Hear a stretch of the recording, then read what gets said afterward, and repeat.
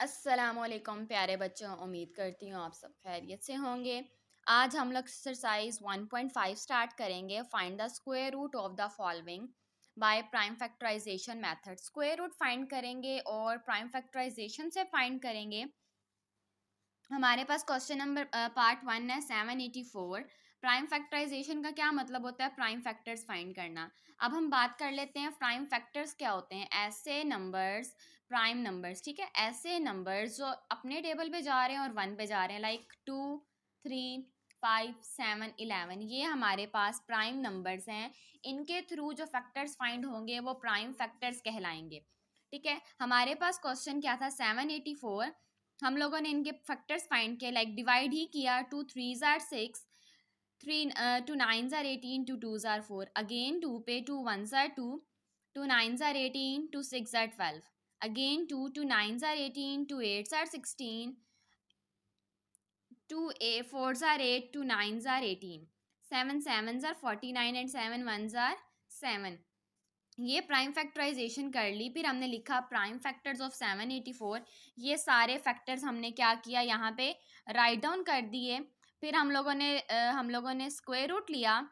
784 पे भी square root डाला और जो प्राइम फैक्टर्स थे उन पे भी, और दो पेयर्स को हाईलाइट कर दिया। 2 स्क्वायर, फिर 2 स्क्वायर, 7 स्क्वायर। स्क्वायर सारे स्क्वायर रूट से कैंसिल हुए तो 2 मल्टीप्लाई बाय 7 आंसर आया। तो हमारे पास क्या बन गया, 28। यानी कि 28 का स्क्वायर 784 है और 784 का स्क्वायर रूट हमारे पास क्या है, 28। हमारे पास नेक्स्ट पार्ट है 1225। पहले प्राइम फैक्टराइजेशन फाइंड की, प्राइम फैक्टर्स फाइंड हो गए हमारे पास। स्क्वायर रूट लिया और पेयर्स बना दिए, पेयर्स के स्क्वायर्स लिए और उनके स्क्वायर रूट से कैंसिल हुए तो 5 7s आर 35। इसी तरह हमने सेकंड पार्ट में किया, 2500 के प्राइम फैक्टर्स फाइंड किए, उन फैक्टर्स को राइट डाउन किया टेकिंग स्क्वायर रूट, दोनों पे स्क्वायर रूट लिया और पेयर्स बनाए, उनको स्क्वायर्स की फॉर्म में लिखा और नंबर्स को स्क्वायर रूट से कैंसिल हो गए तो हम लोगों ने सेपरेट लिखा और उनको क्या करवा दिया, आपस में मल्टीप्लाई करवा दिया। इसी तरह पार्ट 4 हम लोगों ने किया, पहले प्राइम फैक्टर्स फाइंड किए, उनको राइट डाउन किया। हमेशा याद रखिएगा जब भी हम लोग स्क्वायर रूट ले रहे होंगे, जो भी प्राइम फैक्टर्स फाइंड करेंगे उनके पेयर्स बन रहे होंगे।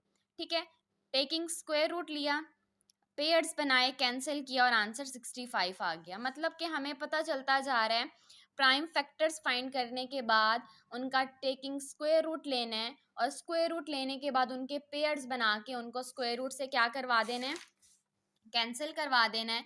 ये हमारे पास आ गया पार्ट 5। प्राइम फैक्टर्स फाइंड किए, फिर वही सारे स्टेप्स फॉलो किए और हम लोगों ने क्वेश्चन को क्या कर दिया, सॉल्व कर दिया। Part number 6 same as it is. मुझे समझाने की ज़रूरत नहीं पड़ेगी क्योंकि एक दो पार्ट समझा दिए हैं, बाकी आप लोगों को इजीली समझ आ जाएगा। हम लोगों ने सिंपल ही फॉर्म क्या करना है, स्क्वायर प्राइम फैक्टर्स फाइंड करने हैं और स्क्वायर रूट ले लेना है और उनकी कैंसिलेशन कर लेनी है। Part number 7, part number 8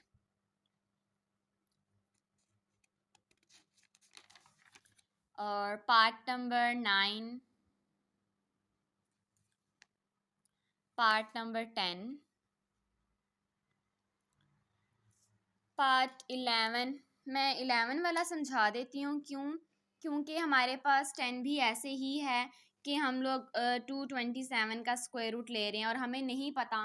mostly ऐसे क्वेश्चंस हमारे पास कम ही सॉल्व करने के लिए दिए जाते हैं, लेकिन बुक में थे तो हम लोगों ने सॉल्व कर लिया क्योंकि हमें इतना नहीं याद रहता ये किस टेबल पे जाएगा, डिवाइड होगा। तो ये 227 पे जा रहा था तो दो पेयर्स बने और कैंसिल होके आंसर 227 आ गया।